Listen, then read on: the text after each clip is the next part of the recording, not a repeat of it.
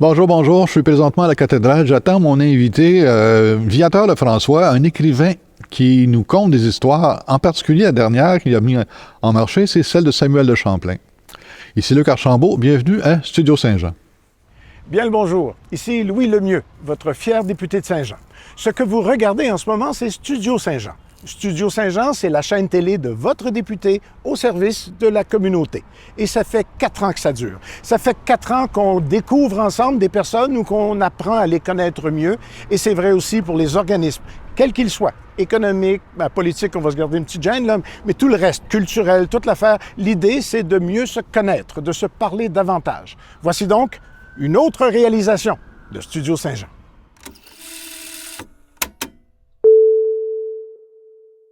Bonjour, Viateur. Bonjour. Écoute, j'ai lu ton dernier roman, ton petit bébé, le petit dernier, Samuel de Champlain.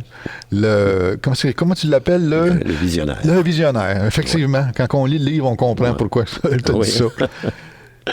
Je sais que tu es un auteur, un écrivain de historique. T'aimes l'histoire, tu écris des belles histoires. Puis le roman a tout le temps une trame historique réelle, véridique, qu'on peut vérifier. Puis il y a parfois des personnages nouveaux qui s'ajoutent à ça pour donner un peu plus de couleur, j'imagine, à l'histoire. Exactement, pour que ça se tienne aussi. Là, pour que ça se tienne, oui, c'est ça. Ouais. Puis Samuel de Champlain, t'as pas eu besoin de faire ça. Non, parce que lui, il est entouré. Il est vraiment entouré d'amis. Tous les Amérindiens, d'ailleurs, qui tournent autour de lui, là, les Inuits, les Algonquins, les Hurons, les Micmacs. Donc, il est très bien entouré, beaucoup de monde. Oui. Donc, je pense que c'est le seul où j'ai pas eu besoin, justement, d'ajouter des personnages. D'ajouter des personnages. Ouais. Mais déjà, ceux qui sont là sont pas mal colorés. Les Indiens, là, les Indiens. Les Autochtones. Les Autochtones. Mais ces chefs-là que tu nommes dans le roman, c'est des vrais chefs? Oui. Oui. Ah, OK. Les deux seuls que j'ai pas trouvé les noms, c'est les deux guides là, qu'il va rencontrer au début. Okay. Mais ils ont existé aussi, par contre. Ouais. Ils ont existé aussi. Ouais. J'ai trouvé les noms montagnais, justement, pour eux. Ah oui, les montagnais. Mais à part de ça, vraiment, tout est exact, si on peut dire. Ça, tout est exact. Oui. En tout cas, moi, je peux te dire, là, c'est un petit commentaire, peut-être hors d'onde, là, mais j'aurais aimé avoir cette histoire-là quand j'allais à l'école. Oui. C'était un roman d'aventure. Hein? Et en même temps, c'est ça. Écoute, c'était fascinant, là, parce que, écoute, Samuel de Champlain, il a parcouru, il n'est pas juste venu au Québec, là, tu sais, il a vu le monde pas mal, là. Oui. D'abord, avant de venir ici, il a fait un grand voyage en Amérique latine. Okay. Et c'est là qu'il a vu les massacres épouvantables des Espagnols et tout ça, les vols des richesses et tout. Les conversions aussi de force, qui allaient jusqu'à la torture. Là. Oui, et la mort aussi. Et les Jésuites étaient très forts pour les convaincre de devenir catholiques, si on peut dire. Et c'est là qu'il s'était promis de jamais faire ce qu'il a vu. Là. Donc, parce qu'il avait prévu de venir en Amérique du Nord, parce qu'il s'est dit jamais je ferais ça. Moi. C'est ça, parce qu'il est venu, il a commencé, il est rentré dans le fleuve, il est allé à Tadoussac avant d'arriver à Québec en 1608, là, avant ça. En 1603, il se promenait à Tadoussac dans ces coins-là, parce que c'est comme un port naturel, là, Tadoussac. Là, oui, c'est ça. Il y avait déjà un poste établi depuis 1600, oui, okay. Justement par le capitaine Pontgravé, qui va devenir son ami. Et c'est là, en fait, quand il arrive à Tadoussac, en 1603, il y avait une grande fête. Vraiment une fête. Il y avait le chef montagnais, Anadabijou, qui recevait les Algonquins, les Micmacs, les Abénaquis. Okay. Et ils fêtaient, leur victoire sur les Iroquois. Ah? C'est ça. Okay. Donc, et Champlain arrive, lui, avec Pontgravé, juste pendant la fête. Et avec les deux guides, donc, qui vont lui servir justement d'interprète. Et finalement, c'est là qu'il reçoit la permission, avec négociation, là, naturellement, avec beaucoup de jazzage avec les chefs. Puis il aimait ça, les chefs, faire des grands discours aussi. Ouais. Et c'est là qu'il va obtenir la permission d'établir une colonie. Française, donc, sur les rives du Saint-Laurent. Mais pas comme colon qui prend possession du pays, mais comme colon qui va être voisin et ami, en fin de compte. Lui, son but, c'était finalement de collaborer. avec d'être toujours en bon terme avec ses voisins autochtones. Oui, c'était ça son but. Mais ça a pris 5 ans quand même, en passant. C'était en 1608 mais entre-temps, il était allé en Acadie. En Acadie. C'est pas lui qui avait fondé Port-Royal, mais il était comme observateur. C'est le roi Henri IV qui l'avait, on peut dire, proposé. Parce qu'il avait cédé des terres à M. Demont et tout ça, donc ils ont fondé Port-Royal et tout ça. Il a cartographié toute la côte du Maine, pratiquement. C'est vrai, et puis le golfe Saint-Laurent, tout Saint-Laurent, c'était un cartographe, entre autres. Donc, il y avait plusieurs métiers. Comme aujourd'hui, il faut faire plusieurs métiers des fois. C'est ça. C'était... Et là, il va revenir en 1608. C'est lui qui va persuader M. Demont d'aller à Québec au lieu d'ouvrir un autre village en Acadie, parce qu'il dit on va mieux se défendre. On va pouvoir justement à Québec, parce qu'on va les voir venir de loin, premièrement. Oui, parce que c'est comme un entonnoir, on t'est vu venir. C'est ça, en même temps, ses alliés étaient là. Mais il y avait une condition d'établir, c'était de défendre des Iroquois, c'est-à-dire défendre des Montagnais, tout ça, et les Hurons aussi contre les Iroquois. Oui, les Iroquois, c'était comme un petit peu c'est pas beau de dire ça, là, mais c'était comme un petit peu les bombes de l'époque, j'imagine. Ils attaquaient tout le monde. Ils attaquaient leurs voisins tout le temps. Et c'est pour ça que finalement... en fait, c'était pour les affaiblir. Ils ne voulaient pas être attaqués eux-mêmes. Donc, peut-être, c'est ça. Ils voulaient qu'eux autres soient moins forts qu'eux autres. Exactement. C'est pas fou. Finalement, il amenait beaucoup d'esclaves aussi. Il y avait des prisonniers. Et il amenait des esclaves dans leur village qui, après 5 ans, devenaient des Iroquois s'ils avaient été les bons esclaves. Oui, OK. C'est ça. Donc, il y avait des guerriers de plus, finalement. Oui, OK. Ouais, c'est ça. Ça existe-tu encore, les Iroquois? Je ne sais pas. En fait, il y avait 5 nations Iroquois. Donc, les Mohawks, qu'on connaît le plus. Les Mohawks, qu'on connaît le plus, OK. Oui, qui, eux, étaient au sud du lac Champlain actuel. Donc, qui sont arrivés ici en 1600... Au cours de 1620, probablement, ils sont arrivés ici parce qu'ils se faisaient massacrer par leur propre peuple, et les missionnaires les ont emmenés, ceux de Kanawake, Yoka, ils ont emmenés ici un peu. Donc, c'est nous autres qui les a accueillis.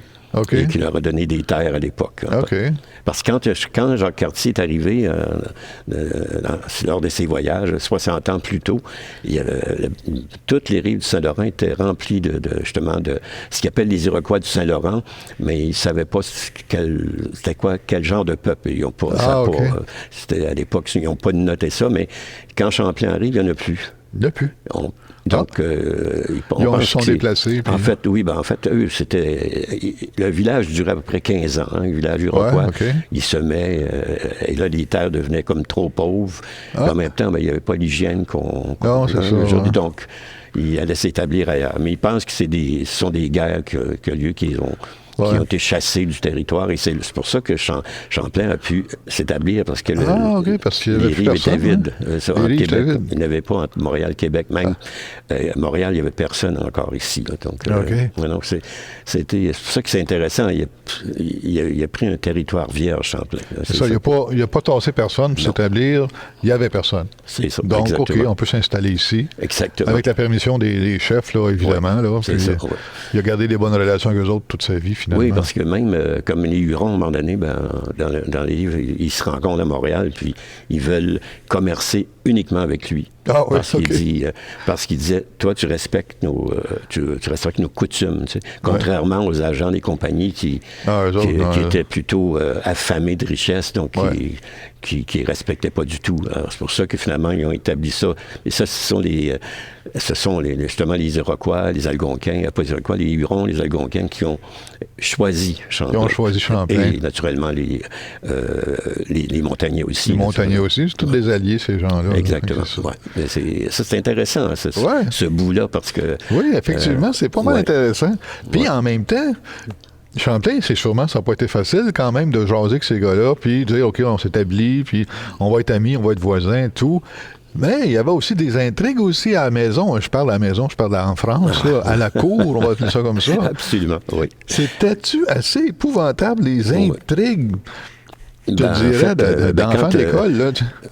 Quand Henri IV est décédé, donc lui, il le protégeait. Hein, il avait donné une pension et tout ça. Il avait donné un travail aussi avant de venir ici et tout ça. Donc, et même les rumeurs le proposait comme peut-être le fils illégitime. Ça, c'est d'Henri IV. Ça, c'était une rumeur qui n'a jamais été confirmée, naturellement. Non, c'est sûr. Et, sauf que quand il est décédé, c'est sa femme qui a pris la relève parce que, son fils était trop jeune. Et là, elle...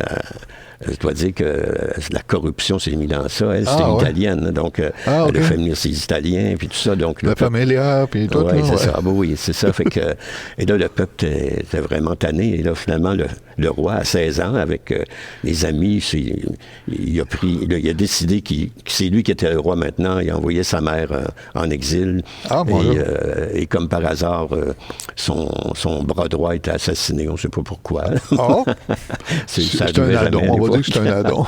C'est ça. Donc, mais Champlain, lui, il fallait toujours qu'il négocie avec ça. Oui. Et en plus, il y avait des marchands. Hein, les marchands huguenots, c'était à eux que les compagnies leur appartenaient. Et ils ne voulaient pas prendre de catholiques parce qu'il y avait une guerre de religion en France. Vrai, il y avait une guerre de religion. C'est ça, surtout avant. Et donc, ils ne voulaient pas prendre de catholiques sur leur bateau. Ils disaient que ça leur portait malheur. Oui, bien sûr, c'est sûr. Donc, c'est pour ça que quand Champlain est mort en 1635, il y avait juste 200 personnes, c'est-à-dire des 200 colons français ici, quelques bébés et tout ça, mais c'est ça, c'était très, très lent. Après, ça s'est accéléré avec d'autres colons, les filles du roi, les soldats qui sont restés, ça a accéléré. Oui, ça l'a aidé, ça. Oui, mais c'est sûr que sans Champlain, on n'existerait pas parce que lui, il était persévérant. Oui. C'est vrai, parce que c'est-tu les sans associés, c'était dans ce temps-là aussi, la compagnie? Oui, c'est le cardinal de Richelieu qui a pris la colonie en main. Et là, ça a commencé à fonctionner, mais Champlain, c'est ça. Ben, là, ce qui arrive, c'est que les frères Kirk sont arrivés. Les frères Kirk. En 1629. C'est ça, oui, c'est ça. Ben, eux, c'était des corsaires, c'est-à-dire. Des corsaires, c'est-à-dire que c'était comme leur propre entreprise, mais envoyée par le roi d'Angleterre. C'est ça. Donc, ils étaient sous-traitants de l'Angleterre. Exactement, c'est ça. Et pendant 3 ans, 1629 à 1632-33, c'était fini, là. C'était terminé. Il y restait une vingtaine de personnes qui parlaient français. Donc, sauf que Champlain, lui, il travaillait là-bas. Là, donc, il a réussi à intéresser le roi. C'est ça, le roi et le roi français, le roi anglais, il a réussi à faire parler, mais ça a pris du temps, là, à négocier ensemble, et finalement, il a repris. Oui, parce qu'il semblerait, quand les Kirk ont attaqué ici à Québec, la guerre entre la France et l'Angleterre était déjà terminée. Exactement. Le traité de paix était signé, tout. Donc, c'était illégal. Ben, eux autres se sont dit, le cellulaire n'aura pas rendu ici encore, on va le faire à croire, peut-être. C'est ça. Donc, non, c'est toute une histoire. Hein. Là, en réalité, en 1629, c'est terminé. C'était fini, là. C'était fini. Et il n'y avait plus de monde. En plus, il y avait 3 familles. Abraham Martin. Abraham Martin, les plaines d'Abraham, finalement. Exactement. Il y avait aussi d'autres colons, là, finalement, qui ont décidé de rester parce que, comme il disait, on est mieux de rester ici. Nos terres rapportent ici, alors qu'en France, on va mourir de faim. C'est ça. Donc, non, c'est intéressant, toute cette histoire-là. Mais moi, ce qui m'a marqué, c'est sa persévérance, mais en même temps, le respect qu'il y avait. Ça devait être... Il devait être choqué des fois, certains, mais là, c'est vrai que c'était un gars qui était persévérant, c'était un gars qui était calme, on dirait. Il y avait comme une sérénité dans son cheminement. C'est intéressant pour ça, oui. Contrairement à d'autres développeurs. On va appeler ça des développeurs, parce que c'est le mot qu'on connaît aujourd'hui, là, mais des développeurs de cette époque-là. Ouais. Non, c'est Champlain, c'est le personnage que je pense que j'ai aimé le mieux à décrire dans un roman, parce qu'il D'abord, c'est nous. Hein. Ouais, c'est un humaniste, le gars, dans le fond. Là, c'est un humaniste. Il a développé à partir de zéro. De zéro, oui. Et c'est par sa volonté. Hein, parce que... moi, je lisais, là, des fois, j'étais découragé pour lui. Il revenait de ses voyages, là-bas, les habitations, t'as tout en démanche. Pas grave, on lève les manches, on commence. C'est ça, une petite guerre entre-temps. C'est ça. On va aller à quelle place, je ne me rappelle pas quelle place c'est pour avec les Autochtones pour combattre les Iroquois. Ils ont pris la rivière Richelieu, ils ont tourné à droite, là, ils ont monté.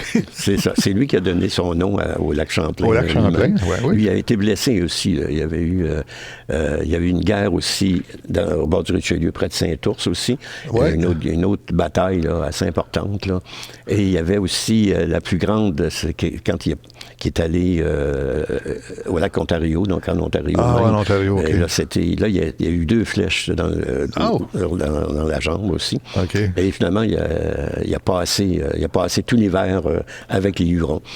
Et c'est là, il a adoré dans ses descriptions, pour lui, là, c'était presque le paradis terrestre. Comment c'était beau, toute la nature, naturellement. Les lacs, entre les lacs Ontario puis Huron, là, c'est toute une nature, c'est très, très beau. Là. C'est très beau. Et à l'époque, on peut s'imaginer que c'était vierge.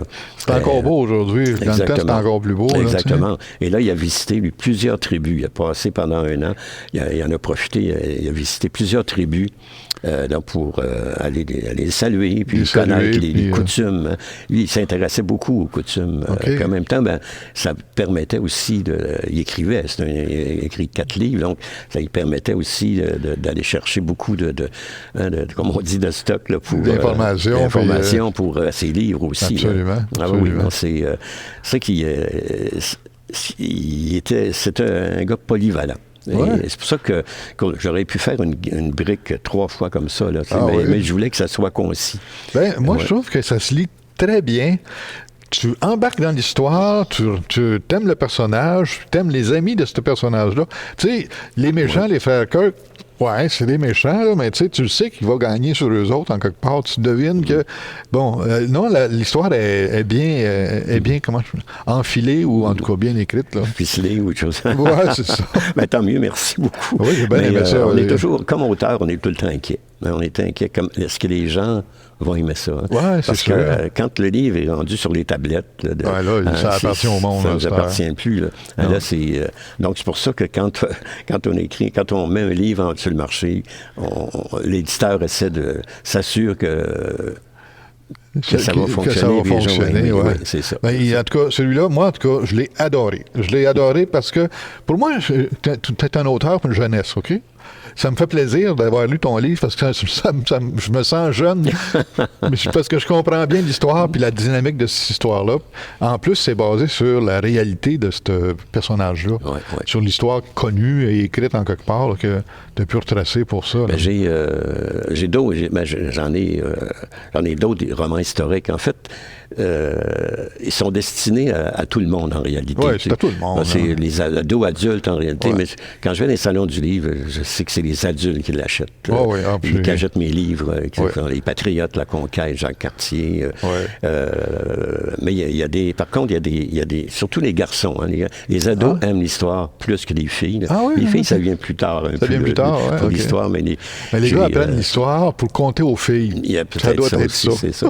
Mais moi, on faisait le Salon du livre. Hein, pendant une vingtaine d'années, on a fait tout le Salon du livre au Québec. On s'est promené beaucoup. On a eu beaucoup de plaisir. Mais il y avait toujours quelqu'un dans presque tous les salons, un jeune qui venait voir. Est-ce que vous avez un autre livre historique? Un autre livre historique. Ça fait plaisir. Celui-là, c'est ton 23e, je pense, quelque chose genre? 23e en tout, mais c'est le 5e, 6e historique. OK. Et ça, j'ai écrit des romans jeunesse. J'ai un premier qui était adulte, là, que c'était plus un essai, si on peut dire, de roman. Mais c'est sûr. Fait que dans les salons du livre, c'est là qu'on rencontre le monde. Et mes livres historiques, c'est beaucoup les adultes qui les achètent parce qu'ils veulent pas tous des grosses briques. Hein. Ils veulent un livre concis. C'est ça. Et ça, c'est... Et regarde aussi, Le caractère est beau. Il faut penser aussi. Faut penser au caractère. Ouais. C'est pas tout le temps des jeunes qui achètent le livre. Hein, donc, des fois, moi, je suis rendu que j'ai les bras trop courts, là, ça me prend des lunettes. C'est ça. Ça se lit bien, ça se lit très bien. C'est sûr que Champlain, ça fait différent. Là, comme si on parle des Patriotes, par exemple, hein, qui se parlent beaucoup, naturellement, à Montérégie. Saint-Eustache aussi. Si on parle de la conquête qui est à Québec, Jacques Cartier, sur ses voyages. Saint-Athanas, dans ton livre, en tout cas, ceux des deux que j'ai lus, ces Patriotes, là, on parle souvent de Saint-Athanas. C'était pas Iberville dans le temps, là, c'était Saint-Athanas. C'est ça. Ouais. C'était comme le village, Napierville, l'Acadie, en tout cas. Ouais. Ça aussi, c'était intéressant, ces deux romans-là. Ouais. Tu sors de là, des fois, un petit peu choqué, hein, mais... oui, c'est ça. Oui, mais c'est notre histoire, c'est notre histoire. Ouais. Puis, c'est sûr que j'essaie tout le temps d'écrire ça comme un roman d'aventure, mais en fait, notre histoire est une aventure. Hein. Nous, on ne devrait même pas exister si on regarde notre histoire. Là, c'est presque un miracle si on existe. Soit là, hein? Exactement, parce que si on regarde juste l'attaque des frères Kirk, c'était fini. C'était fini. Les Français n'auraient plus. À la conquête, on était 60 000. Ça aurait été facile. C'est facile. L'Amérique était vide. L'Amérique aurait pu nous disperser facilement. Ils l'ont fait avec les Acadiens qui étaient, une vingtaine de mille à l'époque. C'est effrayant. Donc, et d'ailleurs, ils y ont pensé, là, c'est évident. Oui, il doit y avoir pensé. Pendant le régime britannique, c'est sûr qu'on a joué un beau tour aux Britanniques dans un sens, c'est qu'on leur a laissé beaucoup les villes. Et nos ancêtres sont partis d'un campagne, ils ont pris possession du territoire et on a peuplé. Et ils sont aperçus au temps des Patriotes qu'on était déjà 450 000. 75 ans plus tard, oui, c'est ça. T'sais. Et la vallée du Richelieu était peuplée, beaucoup. Tout le tour de Montréal, le nord aussi. Donc finalement, là, c'était comme... Ils ne pouvaient plus, là. Donc, ils ne pouvaient plus nous déporter. Éliminer, c'est ça, mais avec l'acte d'union, après les Patriotes, ils nous ont mis en minorité parce qu'ils ont aboli le gouvernement du Bas-Canada.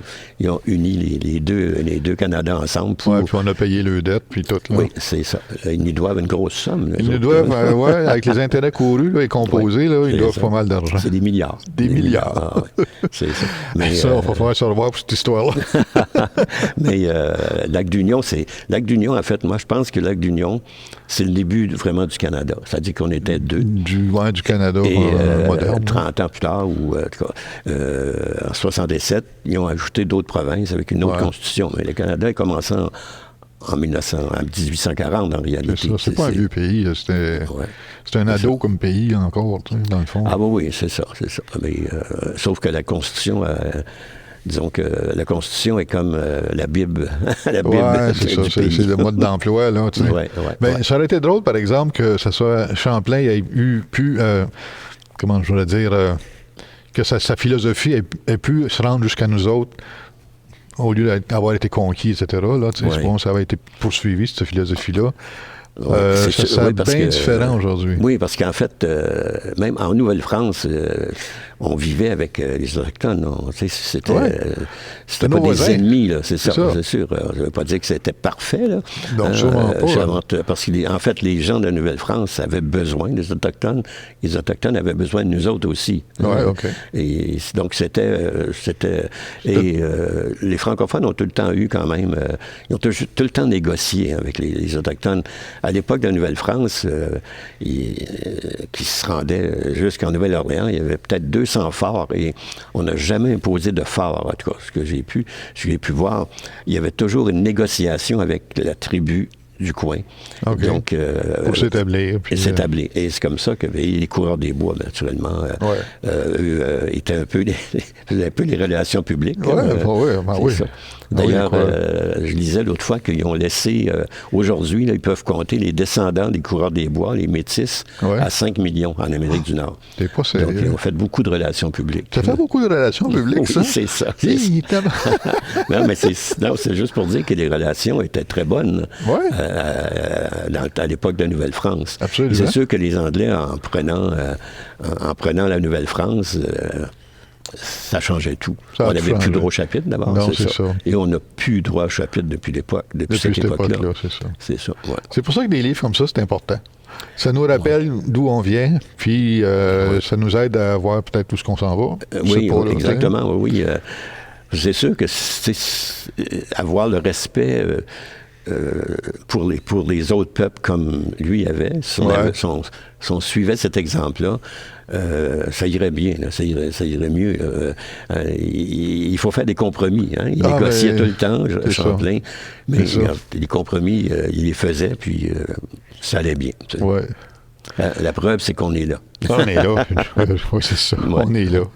Hey, Viateur, merci beaucoup. C'est fabuleux comme histoire, ça, à part de tes patriotes, là, puis tout, là, ceux-là, je les ai lus, puis je suis encore choqué de cette histoire-là.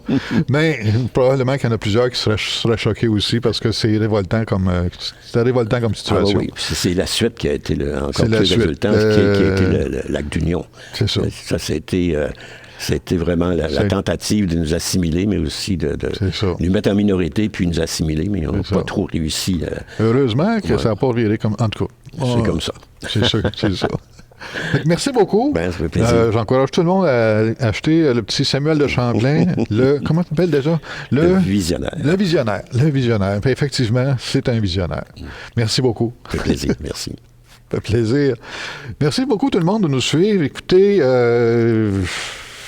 mettez des petits pouces, on aime bien ça. Partagez l'entrevue, faites connaître ce Samuel de Champlain-là à plus de monde de possible. Puis même, achetez-le. C'est facile à acheter, ce petit livre-là. Et on le trouve partout dans les librairies. Là. Puis, Seigneur, à la prochaine. Portez-vous bien. Bye-bye.